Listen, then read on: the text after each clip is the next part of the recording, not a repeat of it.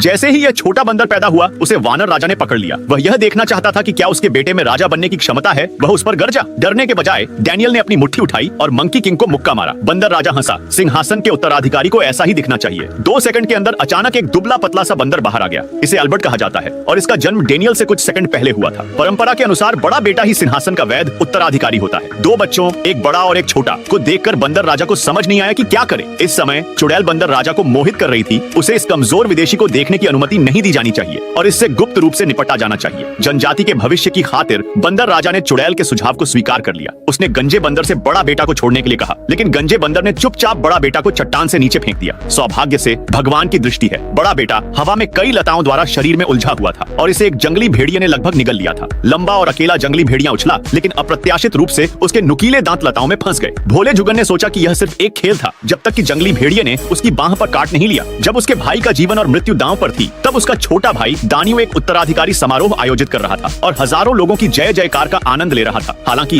Albert नहीं मरा। एक अन्य वानर आदमी बिग नोज ने उसे बचाया। बिग नोज को भी जनजाति ने छोड़ दिया था क्योंकि वह एक बच्चा था। बड़ा बेटा को देखते हुए, जिसकी भी यही समस्या थी, बिग नोज इसे सहन नहीं कर सका, इसलिए उसने एल्बर्ट को उठाया और उसे घर ले गया। समय उड़ गया और पलक झपकते ही जुगन बड़ा हो गया। हालांकि वह पतला और छोटा है, लेकिन उसका आईक्यू दूसरों की तुलना में बहुत अधिक है। उन्होंने ठंडक पाने के लिए पंखा बनाने के लिए पत्तियों का इस्तेमाल किया, अपनी प्यास बुझाने के लिए पीने का फव्वारा बनाने के लिए घास की पत्ती का इस्तेमाल किया और प्राकृतिक गोंद बनाने के लिए प्लास्टिक का इस्तेमाल किया। इस दिन बिग नोज और बैम्बू गण एक गेंद का खेल पकड़े हुए वानरों से मिले। वे एक पेड़ में छिप गए और मैदान पर सरपट दौड़ने वाला व्यक्ति उसका छोटा भाई डेन्यू था। अपने शानदार कौशल और साहस से उन्होंने कोर्ट पर खूब वाहवाही लूटी और एक तरफ बैठे मंकी किंग ने भी गर्व भरी मुस्कान दिखाई। जब दोनों खेल में व्यस्त थे, तेंक्यू अचानक उनके सामने उड़ गया। मोहित बिग नोज ने सीधे गेंद पर हमला किया, जिससे खेल बाधित हो गया और तेंक्यू भी एक अंतराल में लुढ़क गया। बंदरों ने घुसपैठिए को मुक्का मारना और लात मारना शुरू कर दिया। एल्बर्ट की तरफ दौड़े और गेंद को बाहर निकालने के लिए प्लास्टिक का इस्तेमाल किया। जब बंदरों ने यह देखा